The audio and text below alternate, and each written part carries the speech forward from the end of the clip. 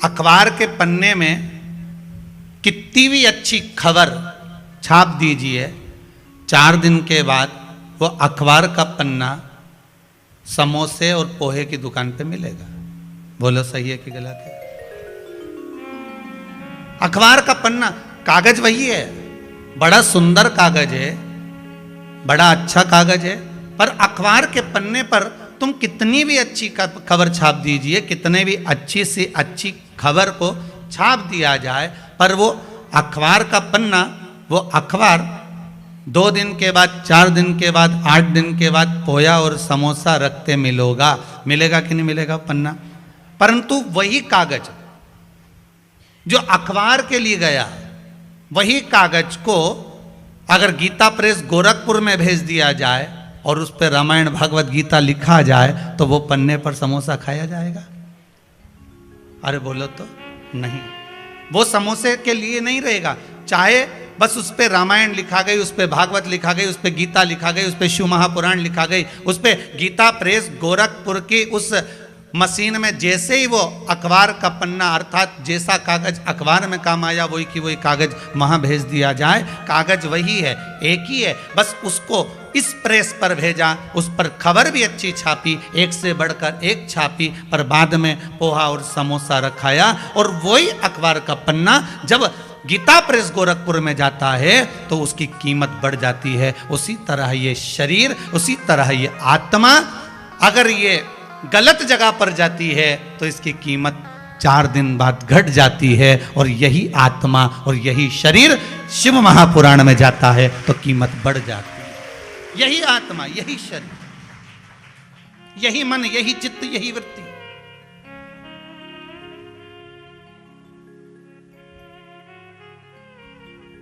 आप इस मन को, आप इस चित्तवृत्ति को, आप इस भाव को भगवान में जितना जितना समर्पित करोगे,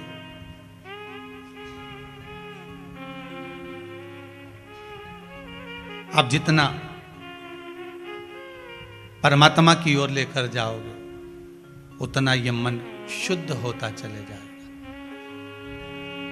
नया मकान बनाया किसी ने? जिनने बनाया हो जरा हाथ ऊंचा करो तो जरा। बनाया आप लोगों ने मकान?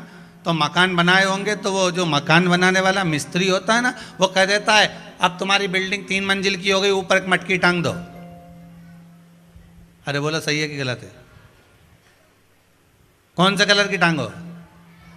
है काय के लिए टांगो? कि जो बिल्डिंग को देखेगा और बिल्डिंग देखने के बाद उसकी नजर उस मटकी पे चली गई, तो मटकी से जब उसकी नजर मिल गई तो जितनी नजर इसने बिल्डिंग में लगाई वो सारी नजर उसकी मटकी पे पड़ते ही उसी में वापस प्रवेश कर गई।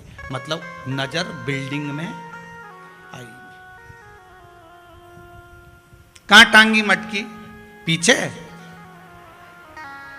राइट लेफ्ट, कहां टांगी? बिल्कुल आगे। कि जो बिल्डिंग को देखेगा, जो इस मकान को देखेगा, जो इस बिल्डिंग को देखेगा, जो नए मकान को देखेगा, और उसकी दृष्टि घूमते घूमते घूमते घूमते अगर मान लो वो घूमती हुई दृष्टि उस मटकी पर चली जाती है तो हमारी बिल्डिंग पर नजर नहीं लगेगी। नहीं तो दुनिया की लोगों की नजर तो बड़ी विचित्र होती है।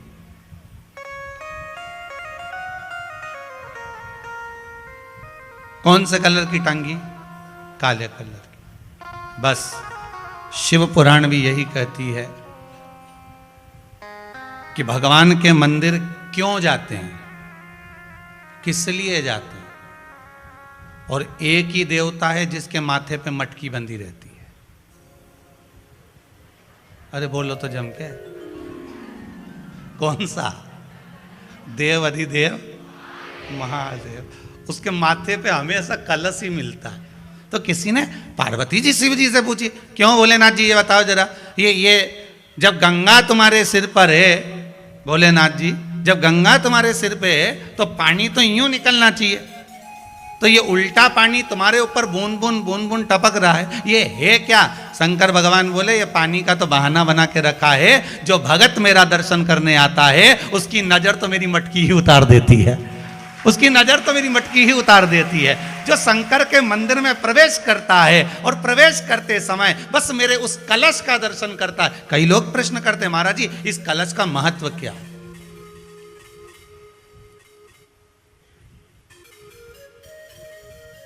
तीन टेकी पे टिका रहता है, ब्रह्मा विष्णु महेश।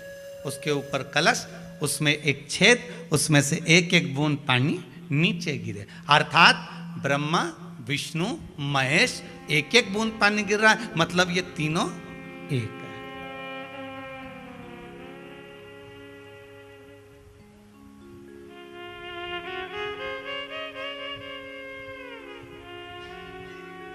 ब्रह्मा विष्णु सदा शिव जानत विवेका, भोले जानत अविवेका। कौन सा विवेका? अविवेका, मतलब जिसमें विवेक नहीं है वो तीनों में भेद देखेगा। मतलब ब्रह्मा अलग है, विष्णु अलग है, शिव अलग है। ब्रह्मा विष्णु सदा जानत एका, भोले जानत अविवेका।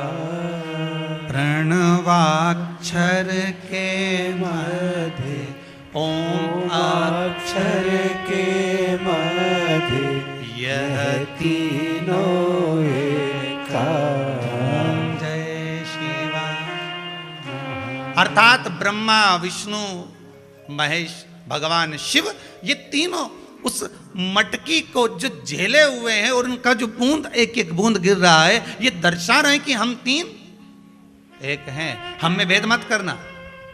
पर दुनिया के लोगों ने भेद कर दिया, हम नारायण वाले, हम राम जी वाले, हम कृष्ण जी वाले, हम तुम्हारे मंदिर में नहीं जाएंगे, हम तुम्हारे मंदिर का प्रसाद नहीं लेंगे, हम शिव मंदिर में नहीं जाते, हम शंकर का अनुमोदन नहीं करते। कई लोग कहते हैं।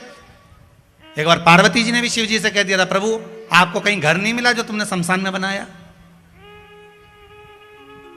शंकर भगवान बोले अगर शमशान में घर नहीं बनाता और दूसरी जगह बनाता तो सबके घर में दिवाली पे मिलने जाना पड़ता।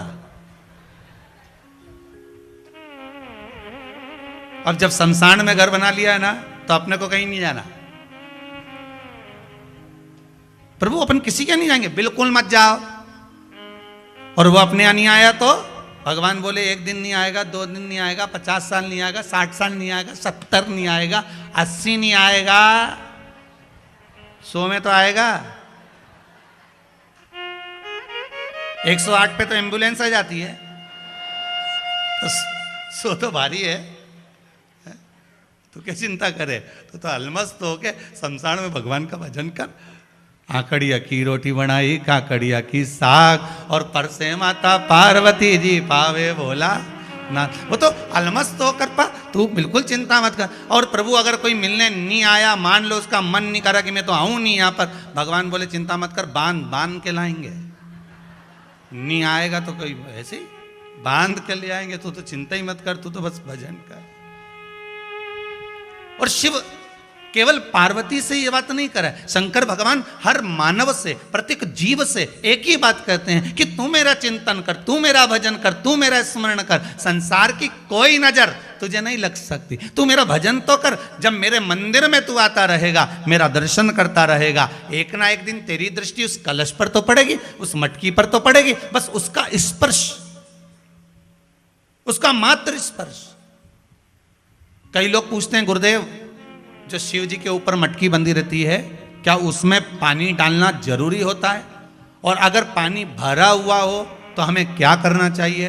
तो शिव महापुराण की कथा में वर्णन मिलता है, लिंग पुराण की कथा में वर्णन मिलता है, नर्मदा पुराण की कथा में वर्णन मिलता है, स्कंद पुराण की कथा में वर्णन मिलता है कि मात्र अगर ऊपर लगी जलाधारी भरी हुई है, उसमें पानी भरा हुआ है, या उस जलाधारी में नीचे बाबा का श्रृंगार हो चुका है और आपको जल चढ़ाने की मना कर दी गई है, तो आप मात्र उसका स्पर्श ही कर लोगे तो ही जीवन का सुख प्राप्त हो जाएगा। मात्र स्पर्श कर लेने,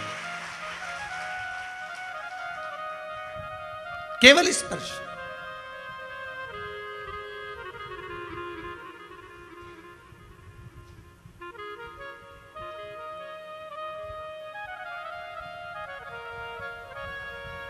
कितना मान सम्मान दिया।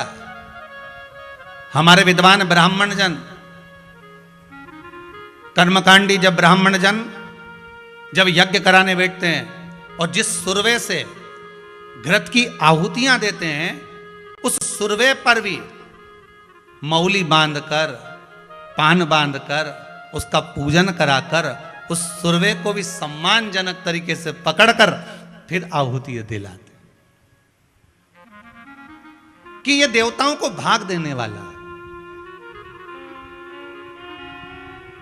अगर हम देवताओं को जो भाग दे रहे हैं, हम तो देवताओं के लिए आहुतियां दे रहे हैं। यहां तक हमारे विद्वान ब्राह्मण कहते हैं, यहां तक हमारे ब्राह्मण जन कहते हैं, कर्मकांडी ब्राह्मण यहां तक वर्णन करते हैं विद्वत जन कि अगर हम सांकल्य भी छोड़ रहे हैं तो उसको भी सम्मान से अग्नि में देना चाहिए। क्यों? क्योंकि जिस आदर से, जिस सम्मान से, जिस सत्कार से हम अग्नि देवता में सांकल्य छोड़ते हैं, उस आदर से अग्नि देवता प्रसन्न होकर हमको भी वही आदर, वही सम्मान, वही सत्कार प्रदान करते हैं और उसी भाव से हमको प्रदान करते रहते हैं। हम जिस भाव से देंगे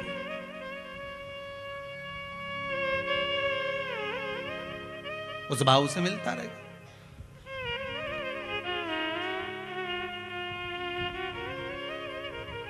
अगर हमने आदर दिया है, आदर मिलेगा। हमने सम्मान दिया है, सम्मान मिलेगा। एक बार श्री कामदेव जी महाराज घूम रहे थे और कामदेव जी महाराज को अहंकार आ गया कि इस संसार सागर में सबसे ज्यादा सुंदर मैं हूं। पहले भी कहा, आज फिर कह रहे हैं,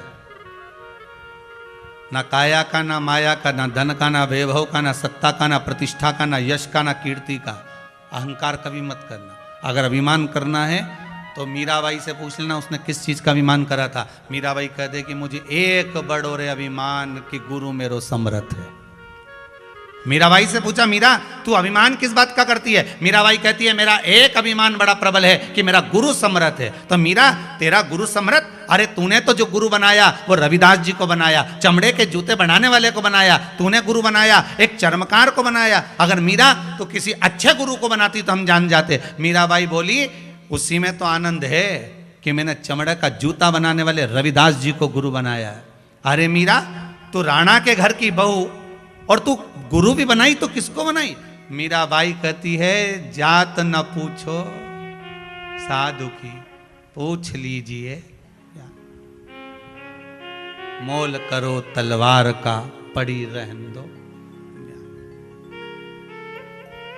तूने गुरु बनाया तो रविदास जी को बनाया। हाँ, क्यों बनाया? मीराबाई बोली, मेरी मर्जी।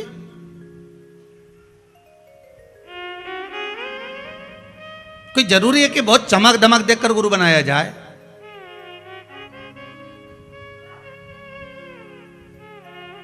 आपको पहले गुरु पूर्णिमा के समय पर गुरु श्री शिव महापुराण की कथा बाची थी। उसमें कहा था, पानी पियो छान, गुरु करो जान। 50 बार विचार करना तब जाकर कहीं गुरु मंत्र लेना। नहीं तो आज का जमाना बड़ा विचित्र है साहब, बहुत विचित्र।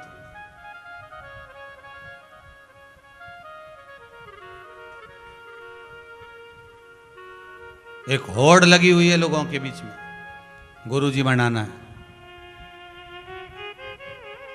पूछा जाए क्यों बनाना है? हमने सुना है गुरुजी नहीं बनाया जब तक के दान पुण्य नहीं लगे। वो तो सही है, पर बनाओ तो महाराज ऐसो को बनाओ कि जो कहीं ना कहीं भगवत भजन की ओर आपको लगा दे, स्मरण की ओर लगा दे, नाम जाप की ओर लगा दे, नाम कीर्तन की ओर लगा दे। पहले कथा में कहा, दुनिया का सबसे बड़ा दान कौन सा है? अभी शायद इसी कथा में कहा होगा या इससे पीछे की कथा में कहा होगा। दुनिया का सबसे बड़ा दान कौन सा है? नाम दान। कौन सा दान है? नाम दान। इसलिए आपसे रोज सवेरे प्रतिदिन कथा में एक ही बात कहते हैं कि आप किसी से भी बात करो तो एक बार श्री शिवाय जम के बोलो जरा, श्री शिव। अब आधा तो हमने बोल दिया था और आधा आपने बोला, पूरा हुआ ही नहीं। फिर से बोलो, श्री। हे भगवान, पहले श्री तो बोलो साथ में, श्री शिवाय नमस्तुभ्यम। ये नाम दान है। ये नामदान है, देते रहो दुनिया के लोगों को। आप भी गुरु से कम हो क्या? नामदान है। सुबह से उठो तो भी व्हाट्सएप खोलो तो पहला शब्द निकलना चाहिए श्री शिवाय नमस्तुभ्यम, लिखा, सेंड कर दिया, जा। अब जो पढ़ेगा, एक बार भले कहीं का फोटो डालोगे तो नहीं खोलेगा, वीडियो डालोगे तो नहीं खोलेगा, पर वो तो लिखा हुआ इतना सा तो नहीं भी खोलेगा तो भी खोलेगा। बोलो सही है कि गलत है? तुम नहीं खोलो, परंतु वो खुला खुला है, मत खोलो। अब वो जो तूने फोटो भेजा, पहले तो टिक मारना पड़ेगा की का फोटो है, बेरू सिंह है कि जगदम्बा है, उसको पहले खोल के देखो। अब यहाँ तो खोलने का ही काम नहीं, और वीडियो भेजी तो भी खोलने का काम, किसको खोल के देखें कि ये सही है, कौन है, क्या है। तो आप तुमने लिख के भेज दिया श्री शिवाय नमस्तु। अच्छा, एक वो स्टेटस होता ना व्हाट्सएप का बाजू वाला, पड़ोसी, हम पड़ोसी कहेंगे ना, तो उस पर भी तुम फोटो डालो तो वो खोल के देखना पड़ेगा, खुला नहीं खुला, ऐसा घूमता रहता है कि पृथ्वी के चक्कर लगाओ। और तुमने कुछ लिखकर भेज दिया तो वो चक्कर लगाएगा, तुरंत एकदम सामने आ गया, पहचान में आ गया, ये उसी ने भेजा होगा, श्री शिवाय नमस्ते, जप लिया। सबसे बड़ा दान है नाम का। इसीलिए तुलसीदास जी लिख रहे हैं, कल युग केवल नाम आधारा, सुमर सुमर उतरहि पारा।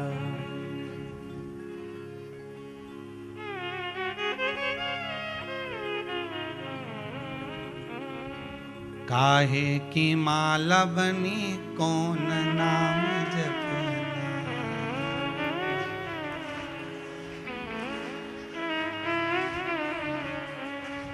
जाना है हमको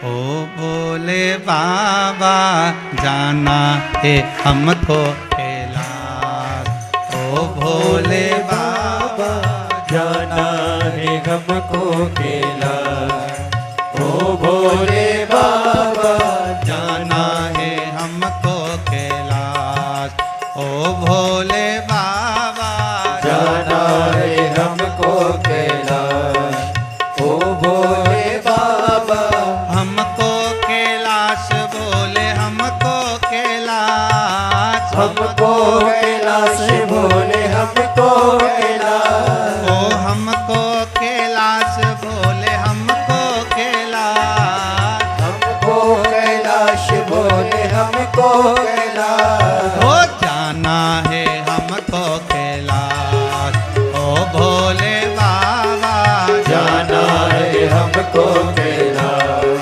ओ भोले बाबा, ओ जाना है हमको कैलाश, ओ भोले बाबा, जाना है हमको कैलाश, ओ भोले बाबा। जितने टीवी के सामने, आस्था चैनल पर, फेसबुक, यूट्यूब पर कथा का रसास्वादन कर रहे हैं, सारे देशवासियों को, भारत की भूमि के सभी श्रोताओं को, और विदेश में बैठकर जो कथा का रसास्वादन कर रहे हैं, सभी को साधुवाद करते हुए शरद पूर्णिमा के पावन अवसर पर दोनों हाथों से जय हो।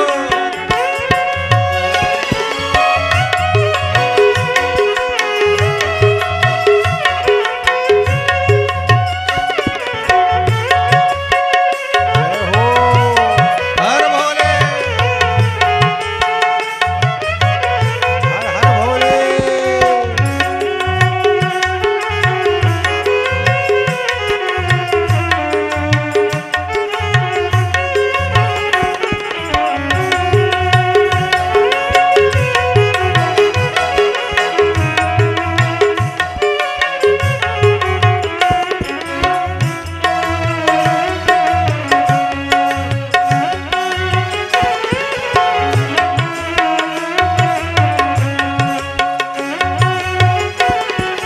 चंदन की माला बनी, राम नाम जपना, चंदन माला बनी राम नाम जपना। अरे तुलसी की माला बनी कृष्ण नाम जपना। तुलसी की माला बनी कृष्ण नाम जपना। ओ राम जी लगा देंगे पार, ओ भोले बाबा। राम जी लगा देंगे पार, ओ भोले बाबा। ओ जाना है हमको कैलाश, ओ भोले बाबा। जाना है हमको कैलाश, ओ भोले बाबा। हमको कैलाश भोले, हमको कैलाश। हमको कैलाश भोले, हमको कैलाश। ओ हमको कैलाश भोले, हमको कैलाश। हमको कैलाश भोले, हमको कैलाश। अरे जाना है हमको कैलाश, ओ भोले बाबा।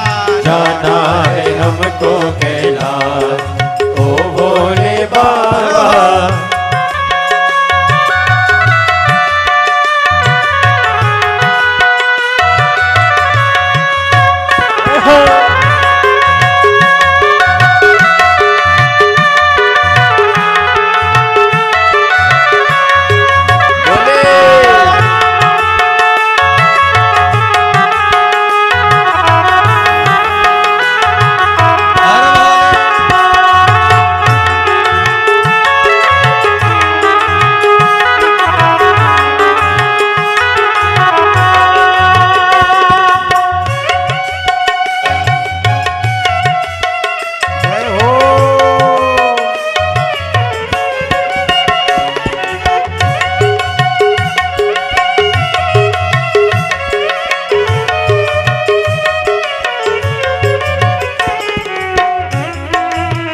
हर हर भोले।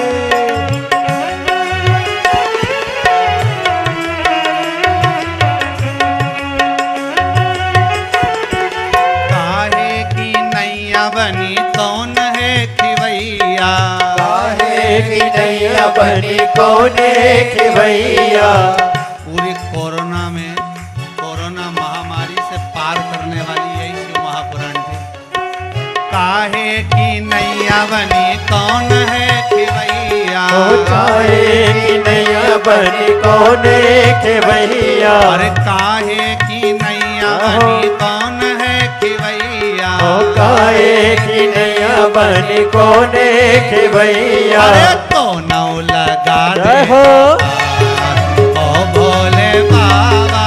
कौन लगा देगा पार, ओ भोले बाबा। अरे जाना है हमको कैलाश, ओ भोले बाबा। जाना है हमको कैलाश, ओ भोले बाबा।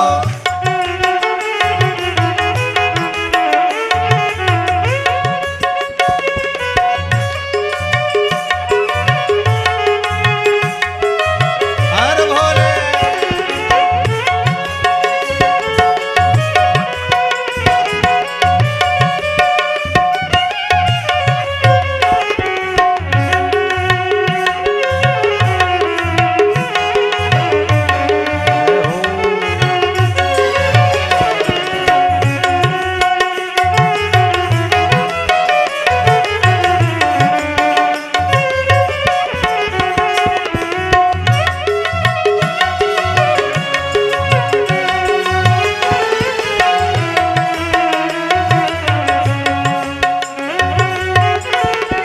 चंदन की नैया बनी राम जी खिवैया। चंदन की नैया बनी राम जी खिवैया। अरे चंदन की नैया बनी राम जी खिवैया। ओ चंदन की नैया बनी राम जी खिवैया। अरे भोले लगा देंगे पार, हो ओ भोले बाबा। भोले लगा देगा पार, ओ भोले बाबा। अरे जाना है हमको कैलाश, ओ भोले बाबा। जाना है हमको कैलाश, ओ भोले बाबा। अरे जाना है हमको कैलाश, ओ भोले बाबा। जाना है हमको कैलाश, ओ भोले बाबा। अरे जाना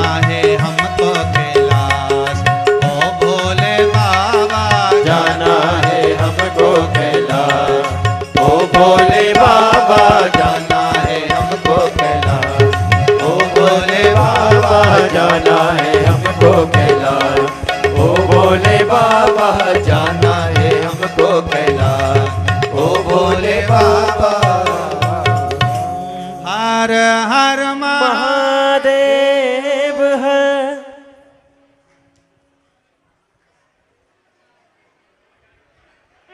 भगवान शिव की कथा कह रहे, औगड़दानी, त्रिकालदर्शी, कैलाशी, अविनाशी, मेरा शिव की कथा कह रहे।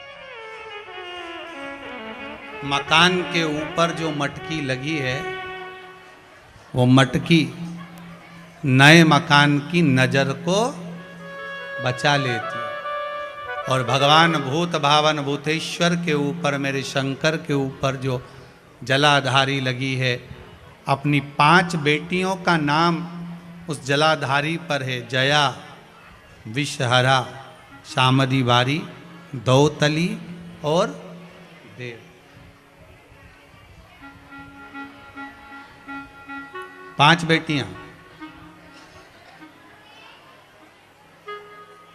बहुत ध्यान देना, महाराज पहले भी कथा में कहा है आपको, जिस व्यक्ति को नींद नहीं आती हो, शंकर भगवान की 5 बेटियों का नाम लेकर, हाथ में जल लेकर, जया, विषहरा, शामली बारी, दौतली और देव, इन 5 बेटियों का नाम लेकर आप उस जल का आचमन कर कर बहुत प्रेम से आराम से सोइए। आपको टेबलेट खाने की जरूरत नहीं पड़ेगी, आपको नींद की गोली नहीं खाना पड़ेगी।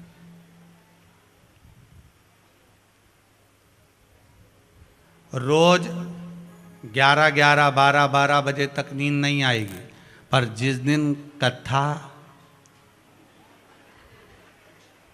अब सोफे पे कुछ बैठे होंगे, कुछ कुर्सी पे बैठे होंगे, कुछ दरी पे ही।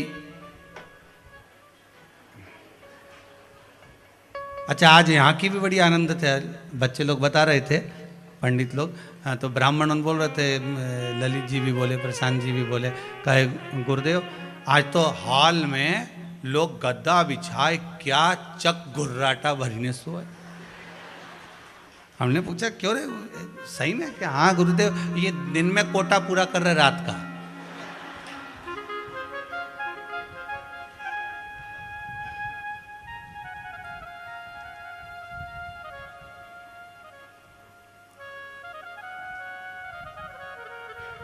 बाबा वो घड़दानी है, और घड़ी है मेरा शिव।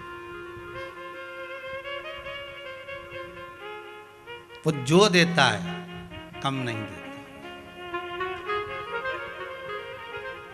उसने जो दिया, और फिर निवेदन करूंगा, जैसे कुंभज बाबा के आश्रम में, अगस्त ऋषि के आश्रम में मेरे देव अधिदेव महादेव माता सती को लेकर पहुंचे थे कथा सुनने के लिए।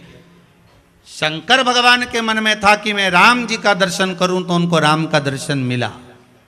सती माता के मन में आया, विवाह करने के बाद यहां आई, इससे तो मैं भस्म हो जाती, तो माता सती भस्म भी हुई।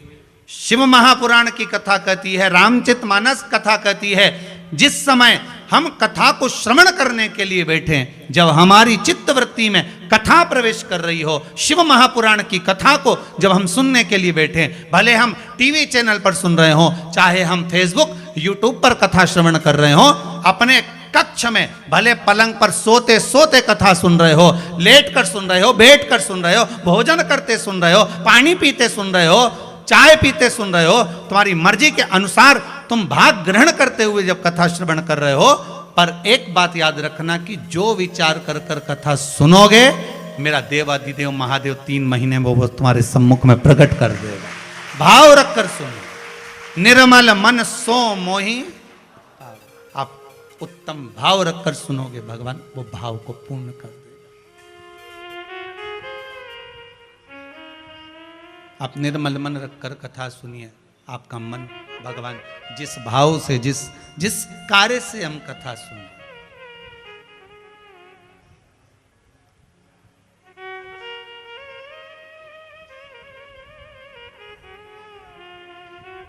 एक हमारे शायद 3-4 कथा के पहले के जजमान जलगांव से आए होंगे, कहाँ बैठे हैं, महाराष्ट्र वाले, वो खड़े उधर, हाथ हिलाओ जरा,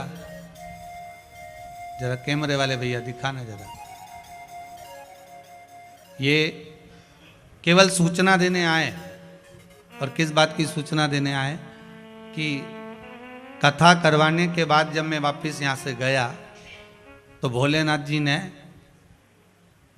ऐसी कृपा कर दी, ऐसी कृपा कर दी, जो काम बरसों से अटका था, जिसकी उम्मीद ही नहीं थी सालों से, वो काम यहाँ से जाते ही बाबा ने कृपा कर दी। वो खड़े हैं पीछे, हाथ हिला दो जरा एक बार। यही बाबा की कृपा, करुणा भगवान की हो, कृपा हो भगवान। अब ये छत्तीसगढ़ वालों की तो कथा चल रही है, दीक्षित परिवार की कथा चल रही है, और मालूम पड़े वो छत्तीसगढ़ वाले के यहाँ से फिर सूचना आ गई कि तारीख अगली की भी तैयारी करो साहब। पर बाबा जब कृपा करे तब की बात है, अभी तो बाबा बस आप लोग श्रवण कर रहे हैं, और हम तो भगवान से यही प्रार्थना करते हैं, चंद्रमा की रात्रि में जो मेरे शंकर के मस्तक पर चंद्र होता है, इसलिए कथा को 2 दिन की रात्रि को ली है कि चंद्रमा को जैसे आपने मस्तक पर धारण करा है, मेरे शंकर जो इस रात्रि की कथा को सुन रहे हैं, उनको भी उन्नति की सीढ़ी पर आगे बढ़ा देना। ये भी आने वाले समय में शिव महापुराण की कथा श्रवण करवाएं, जनमानस का कल्याण करवाएं, ऐसी कृपा कर देना भोलेनाथ, ऐसी करुणा कर देना।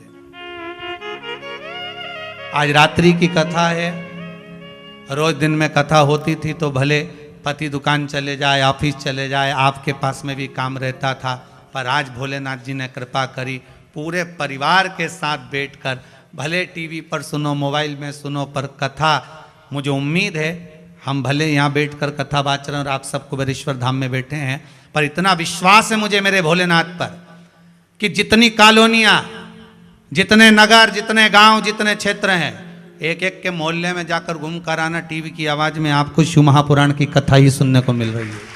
इतना विश्वास मुझे मेरे भोलेनाथ पर, और जितना विश्वास मुझे भोलेनाथ जी पर है, उतना ही विश्वास जितने आस्था चैनल पर कथा सुन रहे हो, मोबाइल पर सुन रहे हो, भले फेसबुक यूट्यूब पर श्रवण कर रहे हो, उतना विश्वास आपका भी आपके देवाधिदेव महादेव पर है कि मेरा शंभु सुनेगा, जरूर देगा। जब वो चोर को कुबेर बना सकता है तो मुझे क्यों ना देगा, क्यों ना देगा। करुणा सागर शिव। एक मटकी बिल्डिंग की नजर को बचा लेती है। शिव जी के मस्तक पर, शिवलिंग के ऊपर लगी हुई वो मटकी, लगा हुआ वो जलपात्र, जलाधारी भगवान की, वो हमारे को कई दोषों से, कई रोगों से मुक्त करा देती, कई दोषों से।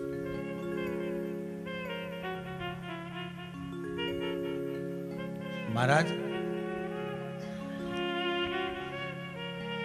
यहां तक शास्त्र कहता है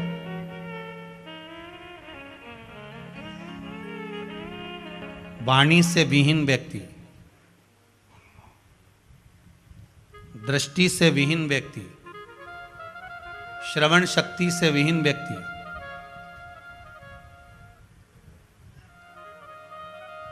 सुबह ब्रह्म मुहूर्त में जब मंदिर खुलता हो, आपके यहाँ का मंदिर जितनी बजे खुलता हो, 4 बजे, 5 बजे, 6 बजे, 7 बजे, 8 बजे, जितनी बजे ब्राह्मण देवता उस मंदिर का पट खोलें, उस समय पर जिसके नेत्र, श्रवण शक्ति या वाणी कमजोर हो, यहाँ तक शास्त्र कहता है, शिव महापुराण यहाँ तक वर्णन करती है कि जिसकी वाणी, दृष्टि, श्रवण शक्ति कमजोर हो, महाराज प्रदोष की प्रदोष, मंदिर खुले, सबसे पहला जल का पात्र आपका शंकर जी की उस जलाधारी में चढ़ जाए, महाराज 4-5 प्रदोष कर कर देखिए, बाबा कुछ ना कुछ देना प्रारंभ ही कर देता।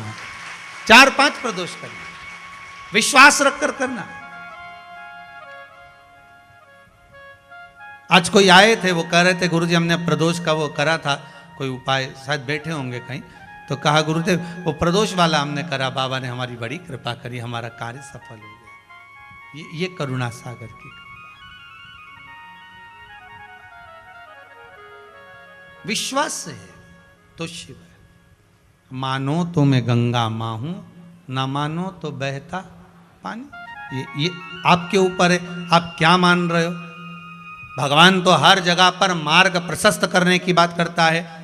हमारे पास में जितनी वस्तुएं भगवान ने दी है, हम जिस शस्त्र को, अस्त्र को, जो सामान हमारे पास में रखते हैं, वो भी हमको मार्ग दे जाता है कि परमात्मा के सिवाय विश्वास कहीं पर मत करना।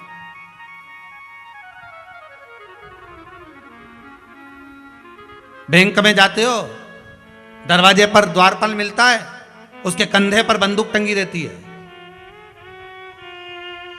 बोलो तो जम के जरा, सही है गलत है। उसकी नाल तुम्हारी ओर होती है कि ऊपर होती है? कंधे पे टंगी रहती है। तो जम के तो बोलो, ऊपर। और तुम्हारी ओर कर दे तो मान लो, और तुम जान निकलो वहीं तुम्हारे ऊपर।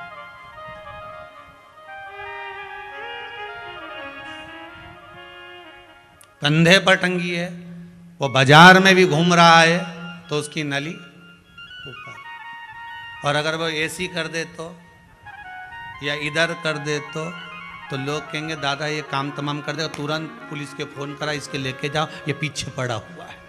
जरा सा तुम्हारी ओर करी और काम बिगड़ गया। अब ऊपर करके रखी है तो काम बिगड़ रहा है इसका? नहीं बिगड़ रहा है ना। मतलब वो बंदूक भी हमको सीख दे रही है कि उसके भरोसे पे रहना। किसके? मैं यूं हूं, बंदूक कहती है मैं जरा सी डाउन होती हूं तो लोग चिल्लाने लगते हैं। राइट में मुड़ी तो खतरा, लेफ्ट में मुड़ी तो खतरा, सामने मुड़ी तो खतरा, पीछे मुड़ी तो खतरा। खतरा मुझे बस एक जगह से नहीं है कि मैं ऊपर रहूं तो खतरा नहीं रहे। भगवान भी कहते संसार में हर जगह खतरा है, पर परमात्मा के चरण में कभी खतरा नहीं है, कभी खतरा नहीं हो सकता।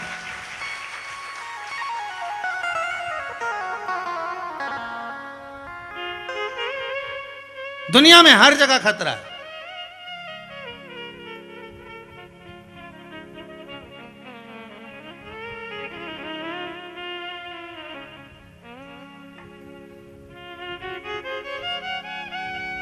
अब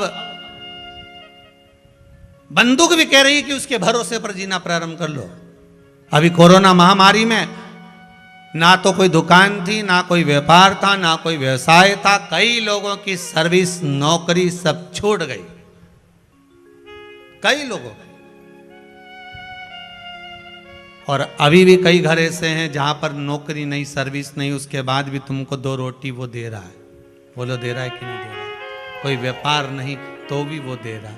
विश्वास रखना, उसका भरोसा अगर दृढ़ है।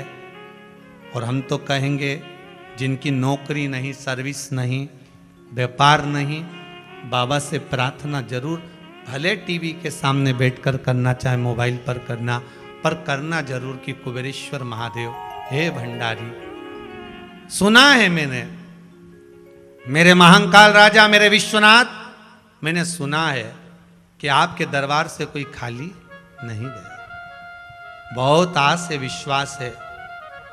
एक जयपुर से माता जी आई हैं, वो कह रही थी गुरुदेव आपकी कोई कथा नहीं छोड़ती हैं। कहाँ बैठी हैं वो? जरा हाथ हिलाएंगे, कहाँ है? मेरे को नजर नहीं आई वो भी। तो गुरुदेव एक कथा नहीं छोड़ते, हम कथा निरंतर श्रवण करते रहते हैं। विश्वास लेकर आए, भरोसा, विश्वास रखकर भगवान से प्रार्थना करना। भगवान नौकरी छूट गई, सर्विस चली गई, या व्यापार चले गया, पर आप पर विश्वास है मुझे, मैं कर्म करूंगा। और उस कर्म में अगर हारता भी हूं तो मुझे बल देने वाले भी आप हैं। कृपा करो। कामदेव के मन में अहंकार जागृत हो गया था कि सबसे सुंदर मैं हूं, मैं काम, सब कुछ मैं कर सकता हूं। ये अभिमान, ये अहंकार प्रकट हो गया। हो जाता है, ऐसा नहीं कि नहीं होता, कई लोगों को हो जाता है। कई कई घर की माताएं गुस्से में आकर के देती अहंकार में, वो तो मैं जिंदा हूं जब तक घर चल रहा है, जिस दिन मैं मर गई आटे दाल का भाव मालूम पड़ जाएगा। तो डोकरी से कहते ना आधा घंटा नहीं पीट जा। जिंदा हो और तुम कर रहे हो तो ये मत कहना कि तुम कर रहे हो। ना तो दुकान तुम चला रहे हो, ना व्यापार तुम कर रहे हो। दुकान चलाने वाला भी भोलेनाथ, ग्राहक बनकर आया भी भोलेनाथ, घर में रोटी भी बना रहा है तो भोलेनाथ। ये भोलेनाथ ही तो है जो श्वास चल रही है। शिव श्वास है, श्वास निकल गई तो शव है। तो रोटी कौन बना रहा है? भोलेनाथ। खा कौन रहा है? अरे बोलते तो जाओ, भोलेनाथ। अब घर में लड़ाई हो तो कौन झगड़े? भोलेनाथ।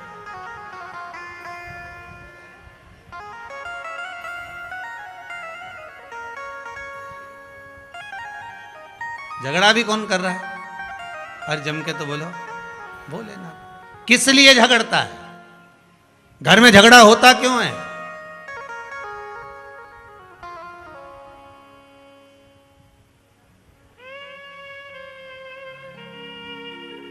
ये बेलपत्री जो होती है ना, अपन इसको शिव जी पे कैसे चढ़ाते हैं?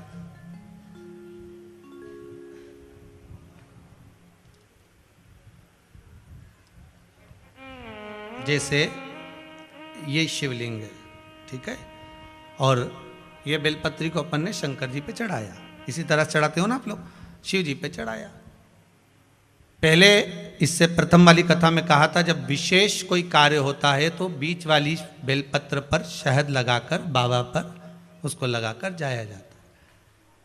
अब जिसके घर में क्लेश ज्यादा होता हो, महाराज बहुत क्लेश, मतलब कुछ ना कुछ बात पर झगड़ा चल ही रहा हो, क्लेश हो ही रहा हो, बहुत तकलीफ चल रही, कभी बहू रूठे, कभी सास रूठे, कभी पति रूठे, कभी पत्नी रूठे, जरा जरा सी बात में एक पानी गिर गया उस पर विवाद, बच्चों को कुछ कह दिया उस पर विवाद।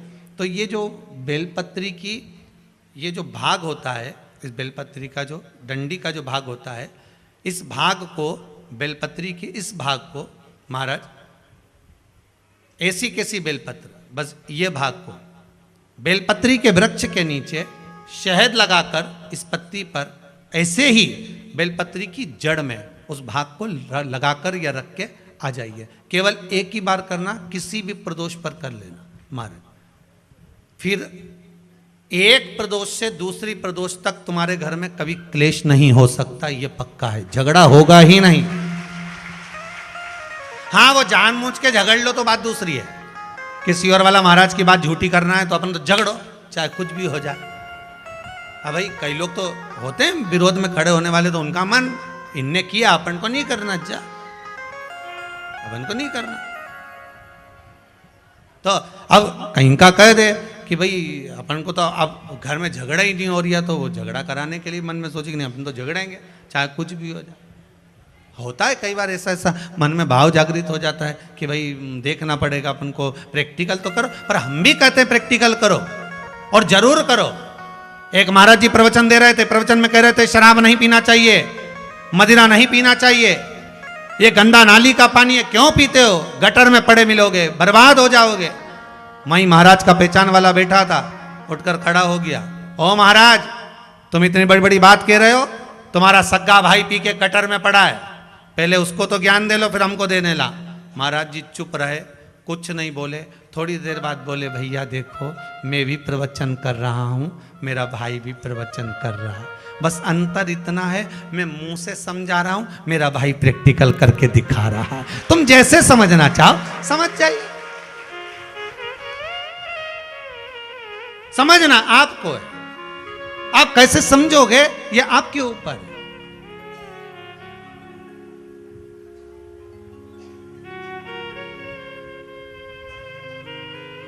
भाई जो ना समझे उसके लिए एक विदेश से एक अंग्रेज आया और उसने दीवार पर जितने कंडे बने थे गाय के, उसका फोटो खींचा।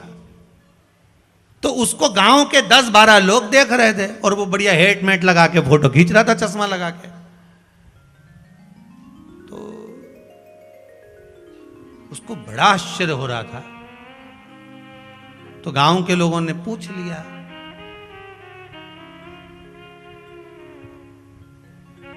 तो वो हेट उतार के खुजा के बोला कि ये गाय दीवार पे चढ़ी कैसे हो गई। उसके अब जो समझ गया तो समझ गया, ना समझे तो ना समझे।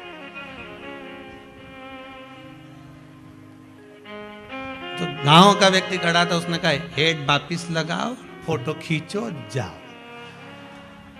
फोटो खींचो, जाओ। मतलब क्या उसको?